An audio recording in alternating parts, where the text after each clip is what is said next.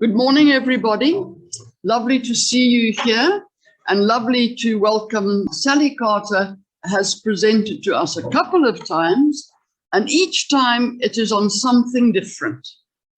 The varied experiences of the Carter family is something that is so interesting.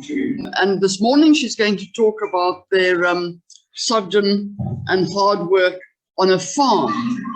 Quite an adventure, quite a risky adventure.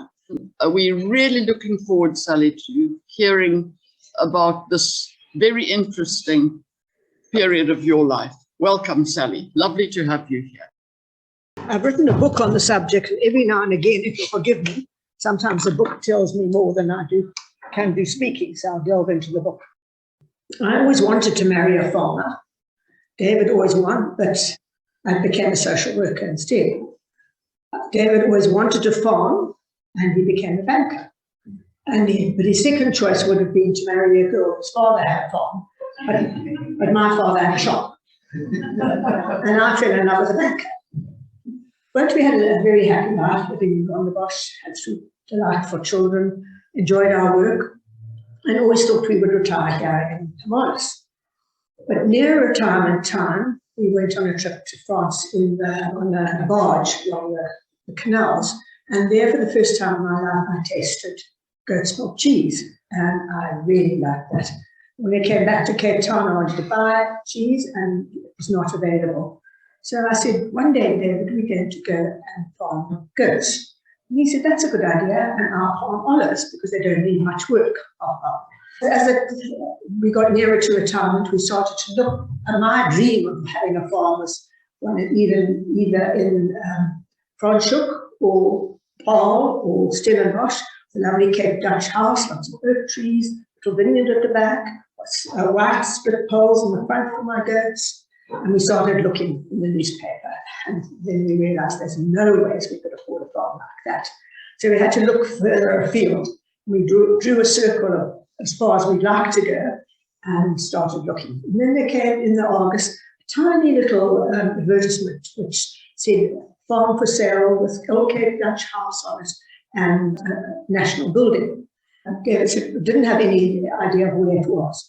And David phoned and came back downhearted and said, it's in Riversdale. I said, where's Riversdale? He said, well, we don't want to go to Riversdale anyway. But we kept the advertisement because we were keeping more advertisements to make decisions later on. And in Country Life, there came an advertisement for the ideal farm, so we thought. It said ideal for olives, for vines, and lots of trees and a river. An arrangement to go out. And we thought, well, we go. It was in Refrees on the end. It's too far, but it wasn't that far.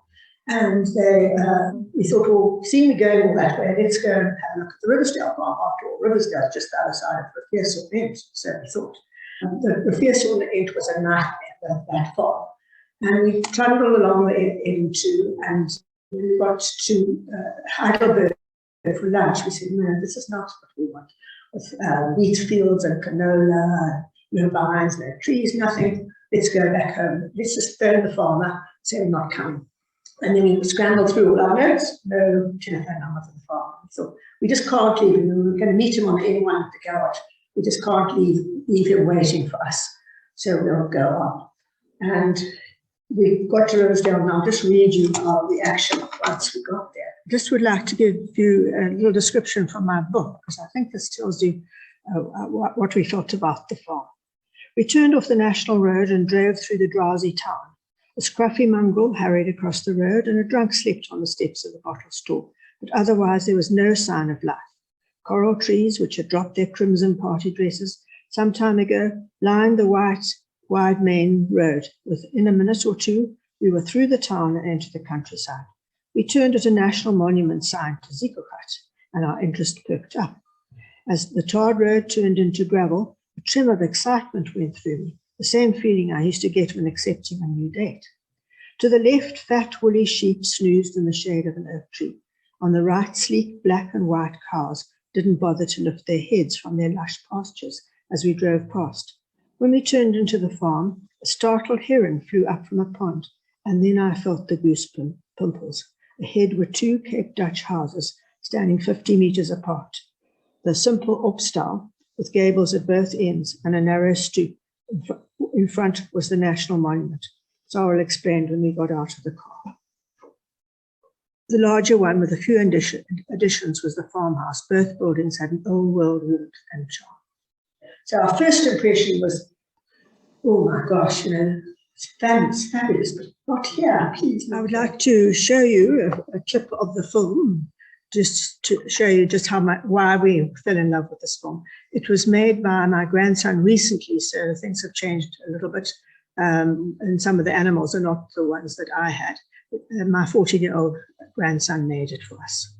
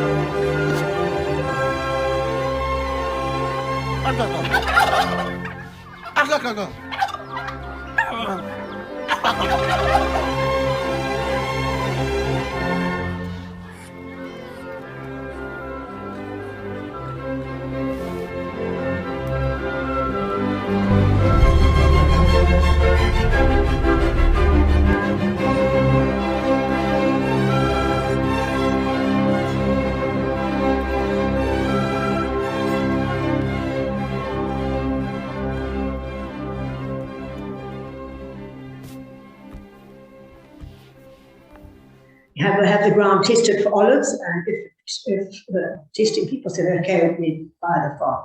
There was the Oakstall, which was the long, narrow one, which was painted strawberry pink inside, and the main house was decorated like a Victorian house. It was okay, Dutch house, but it had wallpaper with flowers and frills everywhere, and the flowers would end here, and the corner would turn, and there'd be silver stripes. And the floors was little black tiles, or sheet polished so you could see your face in them. And in the middle of the lounge was a staircase of black teak wood into the solder upstairs. And we thought, well, that we can sort out.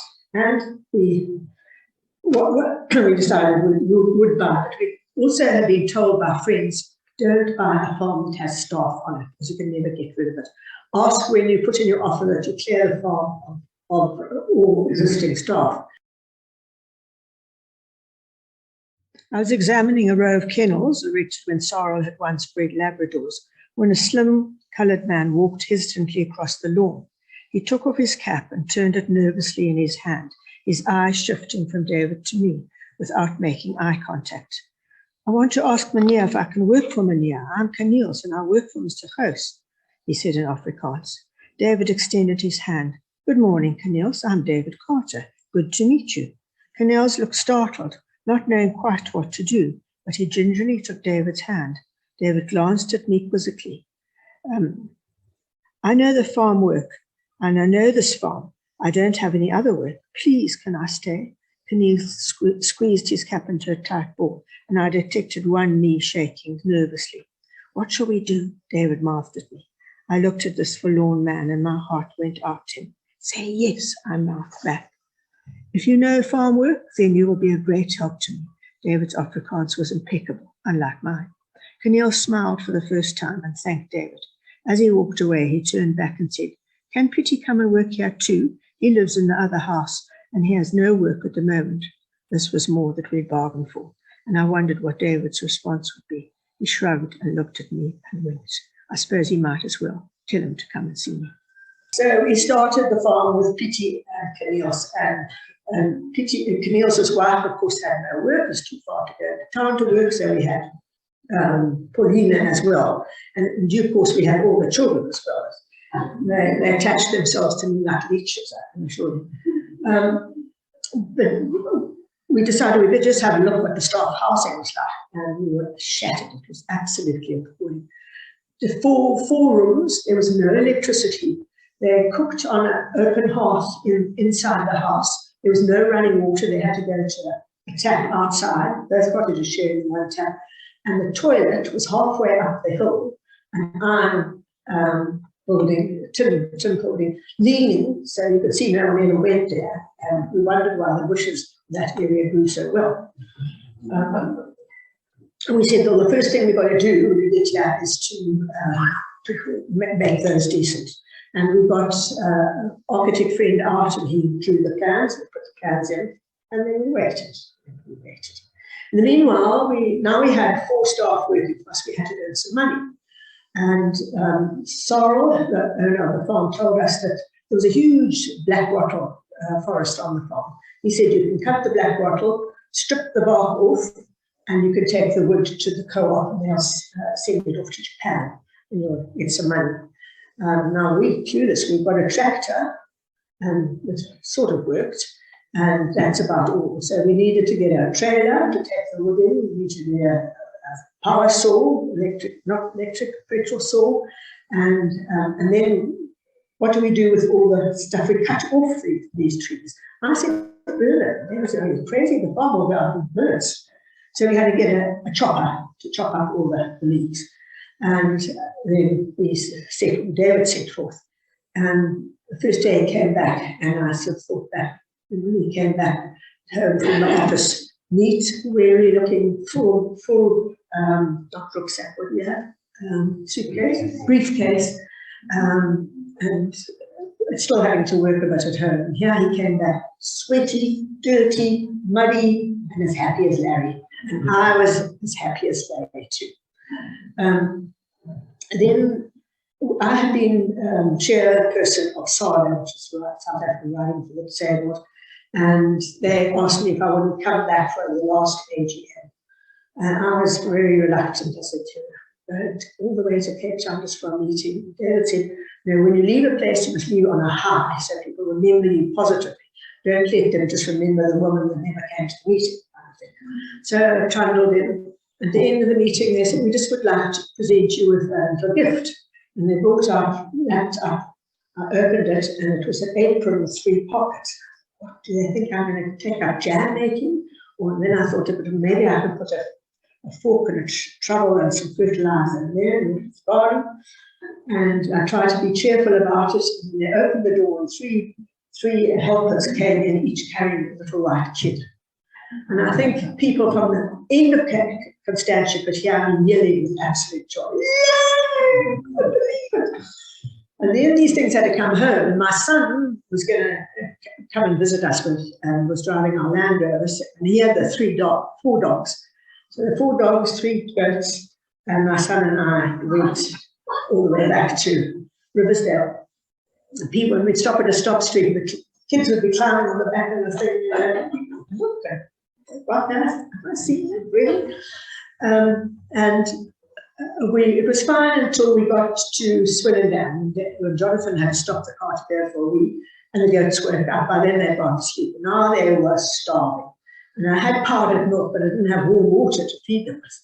And they started to cry and tried to eat me. They sucked my ear, my nose, my hair, everything.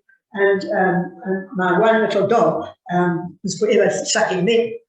And when we got home, in shambles they ran while I made up the bottles. They jumped onto the tables, onto the fridge, everywhere. And then trying to feed them, it's fortunately, I had Jonathan there feeding with me, because to feed 3 goats and you have 2 hands, I soon learned you put a bottle between your knees and like that. And then, of course, they want to swap, but you don't know whose hand it has. And so anyway, I could distinguish them. They were all white. The 2 little girls I couldn't distinguish. I painted one's fingernails. I knew her. And we wondered what we'd call them. We thought maybe cheese names, brie, cheddar, but eventually we thought, what is white? I don't want to call that snowdrop or anything. So we called them, we thought washing powder, that makes you white. So we had sunlight, surf, and what? Brie. No, it was Skip. Skip was the boy, sunlight and surf. And I just adored those goats from the minute, and I think that, well, they probably would adore anybody in Fenton's bottles, but they wouldn't let me out of their sight. If I was pottering around in the garden, they were sitting in their little paddock going, "Mommy, Mommy." So I spent an enormous amount of time playing with them, and some of them I'd take them out, and the Orkstall had a steep staircase with a cement banister on it, and they would run up there. And it was this wide, and these things were really funny. My heart was going, oh, I'm going to fall off, and they turn around and run like it.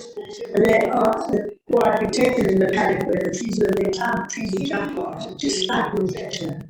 But you couldn't discipline them, not at all. My kids at least have a good sporting capacity, but not these little kids.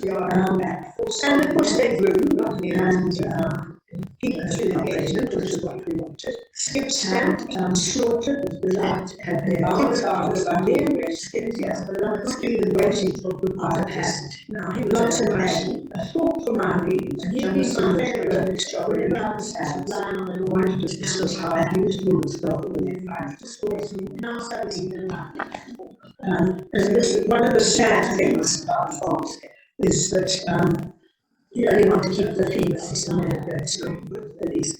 And so the first lot, until I ran out of friends and people I knew who I could give a go to, then they had to go to the abattoir, which was dreadful.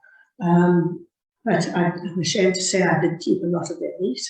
And because they were castrated very early and they drank from their mother's milk until they went away, you could hardly tell it from lamb. So we thought, and a lot of my friends would come and we'd talk about goats and what have you, and they'd say, oh, I couldn't bear to eat goats, it must be revolting. I thought after supper you just did.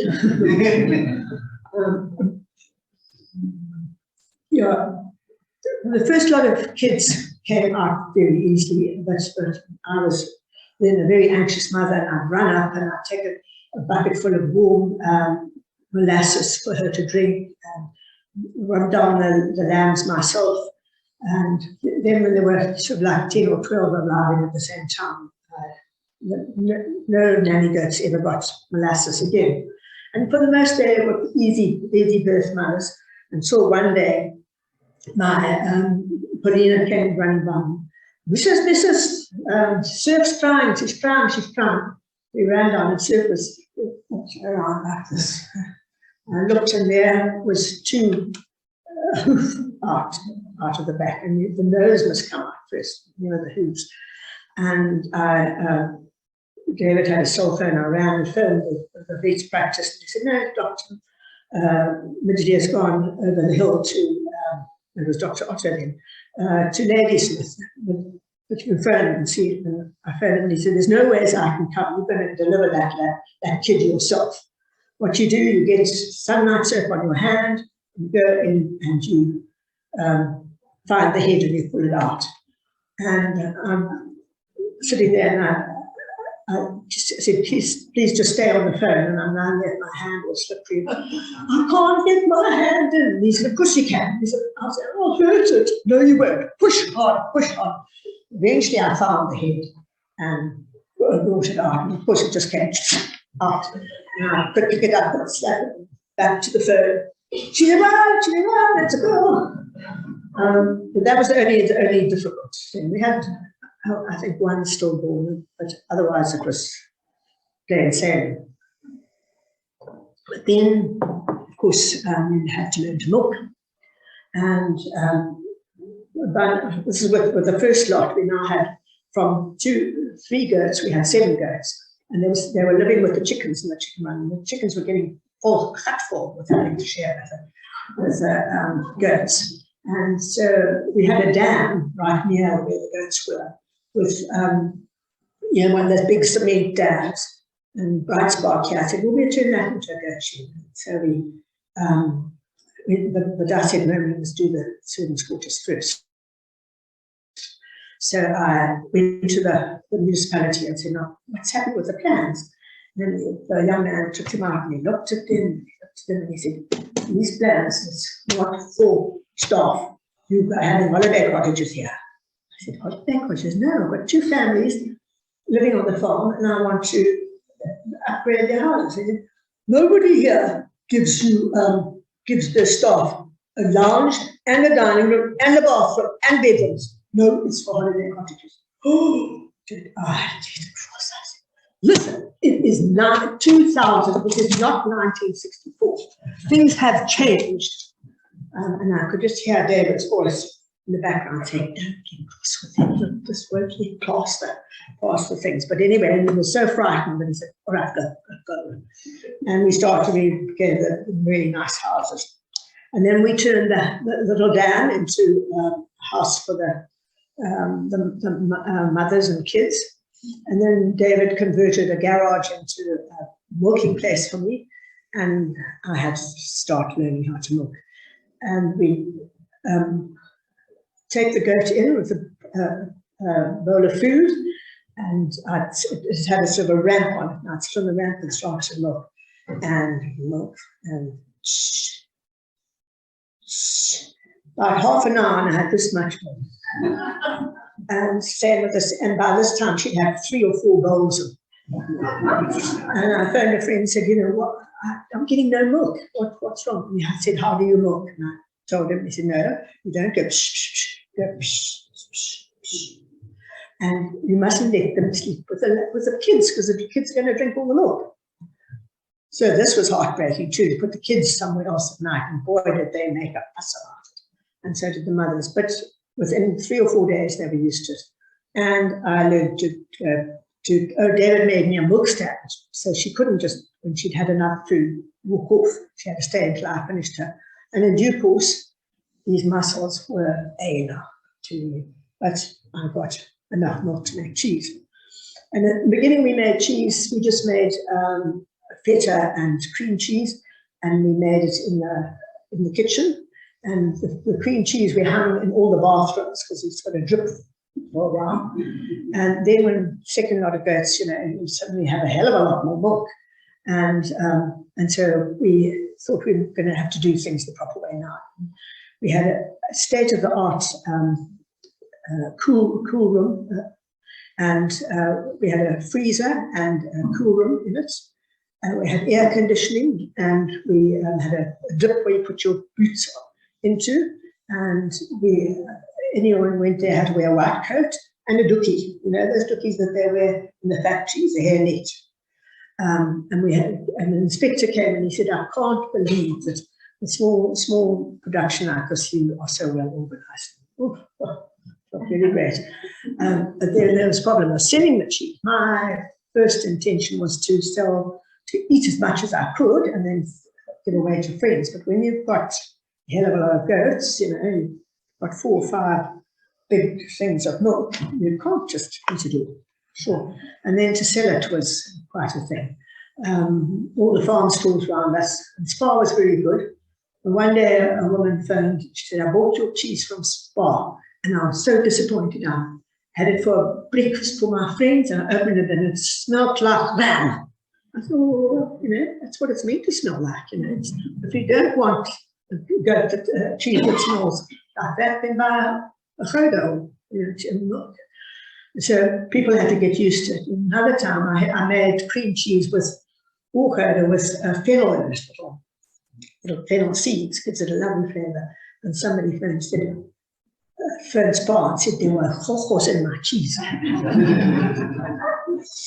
So we had to educate a lot of people. Our when we were leaving, by the time we were ready to leave the farm, we had a wonderful organisation called the Ethical Co-op, which was in Cape Town, and they bought our cheese, but it had to be ethically grown. But we fulfilled all the requirements anyway, except that we didn't have, goats didn't eat organic pellets, but you cannot buy organic pellets.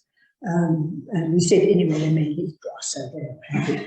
But the snag was that they got their orders on Monday afternoon only, and they went out on a Tuesday morning. So we got the orders on Monday at 2 o'clock, and we had no idea whether they wanted 25 yogurts, 3 cheddars, and 1 Gouda or what. And we had to pack and guess and label and be ready for the courier at 5 o'clock. And so Monday afternoons were bedlam. I don't know what I would have done with my sister there, but we coped, and it was just wonderful to always be able to sell everything we made.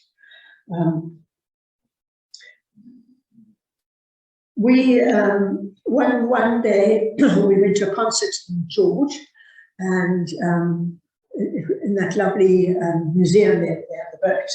And they welcomed us, to our surprise, as being the people that weren't from Osselbaard or from Riversdale, and how delighted they were to have us. And at the end of the concert, they served coffee and donuts, and we went to join the crowd, and somebody came up and said, "Oh, Riversdale, we're coming to Riversdale in 2 weeks' time." And we said, "That's interesting, yeah, it's very nice." They said, "Yeah, we're coming to see the monument, the National Monument in Ziegelrat." We looked at each other and said, "What?" He said, "Yeah, no, it's being organised by the museum." So we rushed home, and we phoned the museum lady on the Monday and said, "What gives?" And she said, "Oh, goodness, I forgot to ask you." And meanwhile, this orc style had all our rubbish, all our packing boxes, furniture we couldn't fit into the house. I had a little sewing class for the staff there. It was chaos, and still the strawberry pink walls. So he said, "We'll take all the staff off work." By then we had more staff, and we'll whitewash it, and we'll sand the floors, and we'll put up rods for curtains, and we'll make it really lekker. And boy, did we work like that. At 2:30, they were due at 3. We were still on our knees, so getting the floor right, and the guy was delivering, who delivered the curtains, was putting them up. And the people came, and to my joy and amazement, he had the whole history of Ziegelrat in his head, and they were enchanted by it. And then we thought, now we've got this beautiful building, what are we going to do with it? And also we looked around our other buildings, and we needed another goat house. We had so many little babies, and we needed a place for outside entertaining. I was coming up to be 60 and wanted a big party. And David didn't work. I was quite happy just to have a shed for my goats and a boma for a briar place. David came out with James Walton's books, and he built us a state-of-the-art place for the goats, where we had a fence in the middle where the babies could sleep at night, could still see their mummies. And there was a loft where I could store hay and cern and what have you. And it had gables and a thatched roof, and it was called Buckingham Palace. and the goats were very happy there. And we changed the little dam into just a milking shed, and now I was milking a hell of a lot of goats. So we got milking machines, which made a wonderful difference. And then he built me a summer house in the same style, Walton style, with a pitched roof and lovely windows like this, and really gorgeous. And then the chickens had to have somewhere nice too. So I came, James Walton again, and we did a classical chicken run with the little hockeys where they lay their eggs, all that, and it was called Buckingham Palace. But they would only sleep in Buckingham Palace. They stood on the little hockeys and jumped up in the day. So we could never find their eggs, but they were happy chickens. And now it was time to plant the olives. At the same time, and we did a lot of research. We went to olive meetings and what have you, and we had to plough the field this way and that way, and quite a lot of work.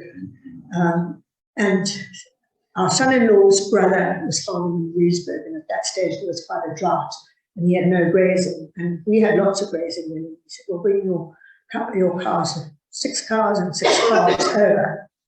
And David, like I, fallen in love with the goats, fell in love with the cows. And when the farmer said, I'm going to sell the cows, he said, well, I'll buy them from you. So now we had planting olives, we had cows, and we had my goats. And it sounds as though it was all plain sailing, but I haven't told you about the water system of the farm.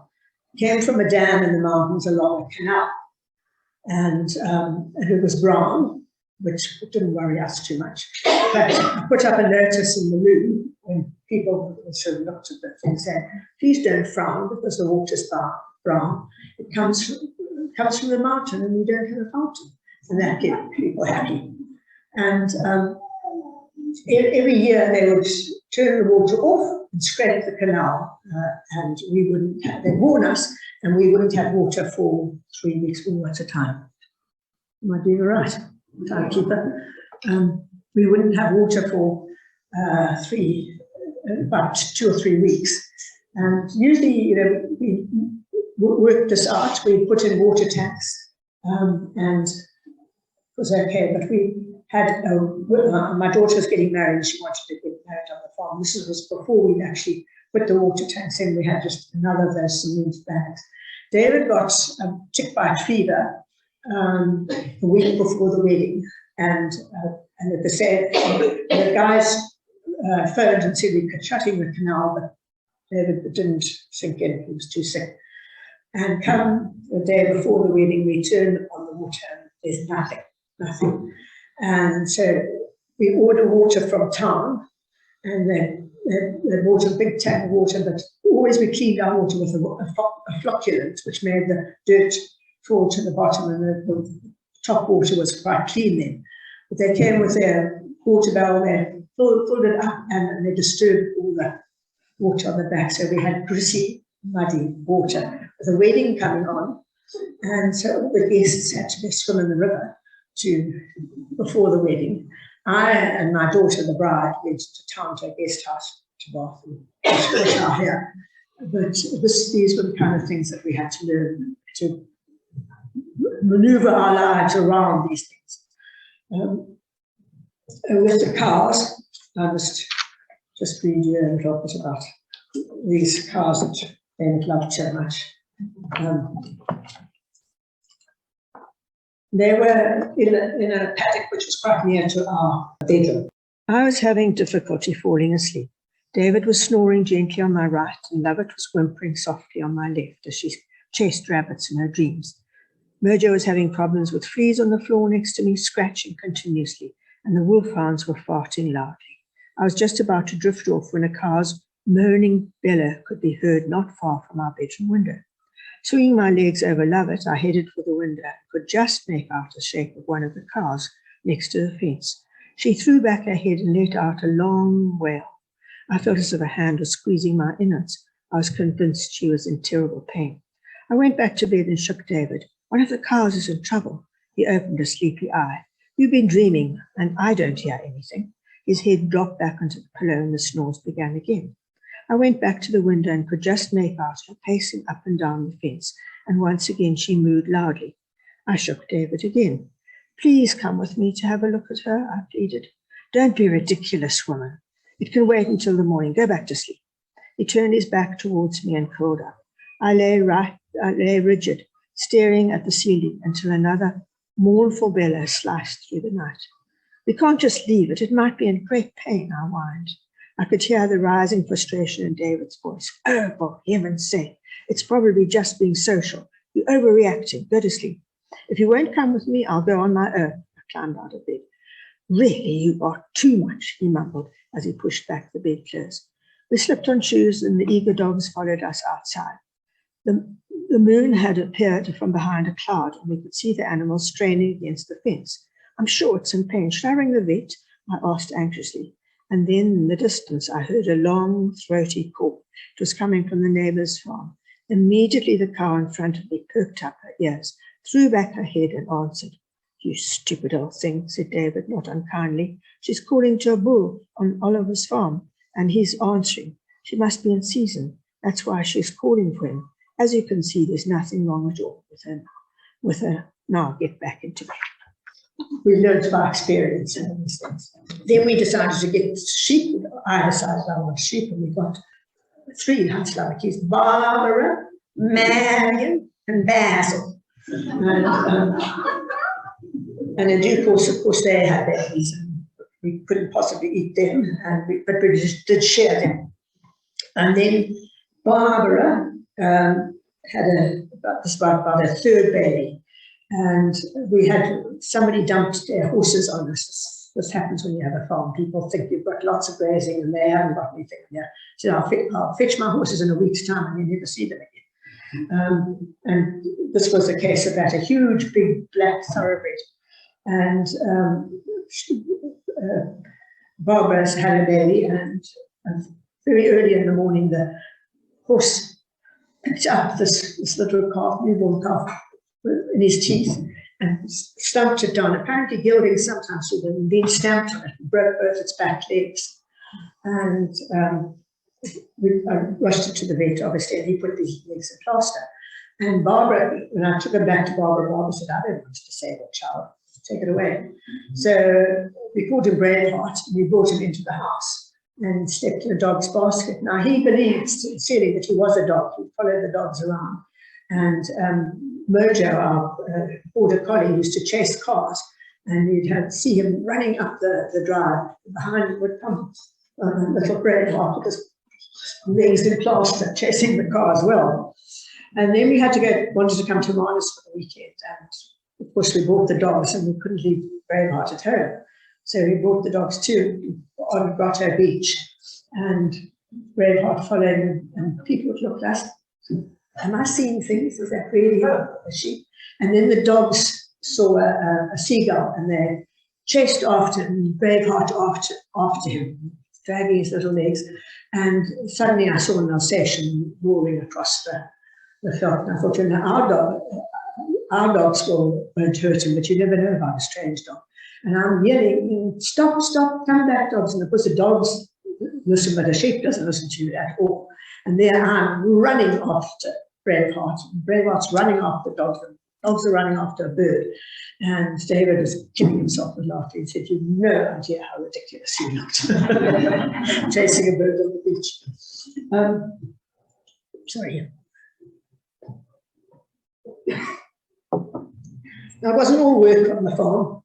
There was a lot of play too. And you can take the social worker out of social work, but you can't take the social worker out of her. And as soon as people know that you're a social worker, you're on this committee and that committee, and you need to do this, and you need to do that. And one of the things I was asked to help do was there was a crowd of little Scully kids who were up on the end at the garage there, begging the whole time in the afternoons. And one soft-hearted one said, let's get them off the road and entertain them in the afternoons, not every afternoon, but give them something instructive to do.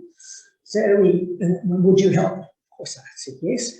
And we had this little group of scruffy children. First of all, we had them in the park, and we played soccer with them, and their greatest joy was to try and kick you as hard as they could with the ball.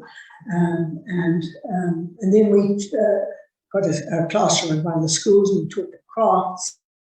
The aim was that they could feel they could trust a white person and learn these manners. And not all adults were awful. It came near Christmas time. We talked to them about Christmas, and I realized that they had a clue what Christmas was all about. So I devised a pageant which would explain Christmas to them in a meaningful way, and I wrote to our parishioners to be actors in the play, and what it was that we were going to in search of Jesus, and took them along all sorts of obstacles. And they absolutely loved it. They took it to heart, the story, wonderfully. It was very enriching. David was the grumpy old innkeeper when they tried to find somewhere to stay. And at the end of the evening, we gave them ice cream and sweets, and us adults went and had glass of wine inside.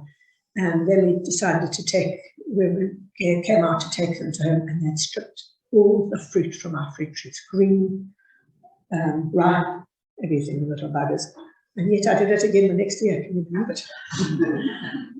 We had some quite amusing incidents with these kids. Every year I try to give them a special treat. And we brought them to Wortelgat one year. And the first night, all the kids were sleeping in a barn, the girls were side and the boys that side, and it was very quiet. And I went up to see what was happening. The little buggers got all their toothpaste and just painted the walls and everything with toothpaste. And this was the kind of thing they did, as hard as we tried to civilize them. We never did. At the end of that journey, we stopped in Riversdale. They got out the car and they just all sorted off. Not one said, "Dankie Tannie," for the vakantie. It was quite a heartbreaking experience. But if I go back to Riversdale now, I still have people, now adults, will say, "Tannie's down, Tannie's down, oh, kind of Tannie's down." I see this big thing, or this little thing with 3 or 4 babies on its arms, and I realised it was one of my super kids. Are there any questions that people would like to ask? Something would like to ask you. Yes. Your big herd of goats you had eventually, they're all offspring from those original 3. Yes, yes. We had to bring in other rams. Okay, of the gene pool. I worried about that. Let's just tell you about one ram. We had this. We got an alpine ram. He was gorgeous, big, but he had huge horns. It was the sweetest thing until it became a horrible thing. So they always do at the end. We were going on the Appalachian Trail, which we've spoken to you about. And the day before, David was helping me put him away, and he just dived onto David with his horns like this, and pinned them down, not the horns on David. But then we thought, no, unfortunately he must go, and he went to abattoir. And we had friends round. A little bit later, we served him to them, and they were quite happy to be eating that. But the guy said, he said, "What are we eating today?" And I said, "Oh, we're eating Fraser today." He said, "Fraser? That's my son's name." So we learned not to tell who we were eating.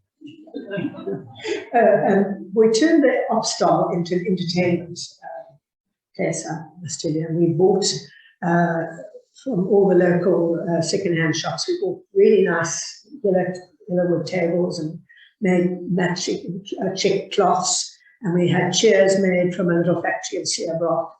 And we could entertain up to 60 people. And people would come and have their weddings there, some people, and their birthday parties, and also occasionally a bus would stop by and they'd have lunch and go on. One day, the bus keeper, they'd have goat meat, a booty for lunch. And the bus keeper just couldn't get them back onto the bus. They were wanting to look at everything. And finally, there was one person, still running around, and we called her to come to the bus, and she stood, as she got in, she said, "This is the best place I've ever been to." And I thought, well, what was it for lunch? Did you like the booty? She was staying at the Mount Grace. I said, "What was so special about it?" She said, "You know what? I saw chickens having sex and I photographed it." I've had Norwegian goat cheese, which is quite dark. Then there's other type of goat cheese, which is white. What was your goat cheese like? Snow white. Awesome.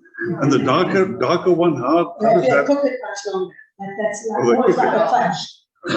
Yes. It's quite sweet, as a matter of fact. Okay. She said, why, such a lovely life, why come to Mons? We got to the stage, February was killing in Riversdale. It was really, really hot.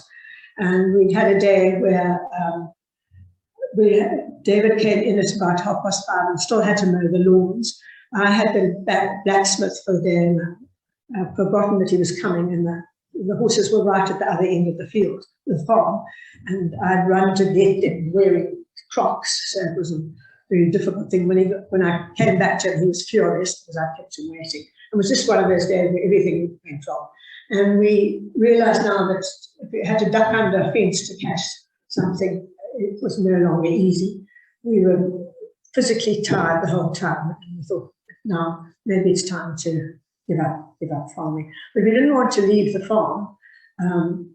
We said to our kids, would anybody like to take over the farm from us? And none of them were farmers at all. But to our surprise, our daughter said, yes, please. So we said, well, we'll stay on another 10 years and build a house further down the farm, and you can do the farming. And that's what we did. We built an eco-friendly house with no electricity, just panels, waterless sloughs, which were very practical. And it was on a little dam, and we had very, very happy years. Unfortunately, my daughter was a vegetarian, so she didn't want any animals that she had to ever kill. So the goats, we found homes for them. Actually, that was heartbreaking. But I was very careful who I sold to. In fact, one guy came from what's that place over the mountain anywhere, had wanted a herd, and I said, what do you feed them? He said, I don't feed them. They scratch them in the felt. And I thought, never, not my birdies. And so I said, no, I'm sorry, if you made a mistake, I'm not selling them. So I made sure it was pleasant. We could feed them and house them at night. Goats hate to get wet, you won't believe it. They're real minis. And we left the farm, and there's still two illegitimate sons of one of the nannies there. And my daughter runs it, and son-in-law run it as a guest farm. And it's an absolute haven for children. All our Buckingham Palace is now a guest house, and Buckingham Palace still has a few chickens and rabbits and things. And they are the kind of people that will take in anything that nobody wants. So people really take them for a ride. They've got 7 horses,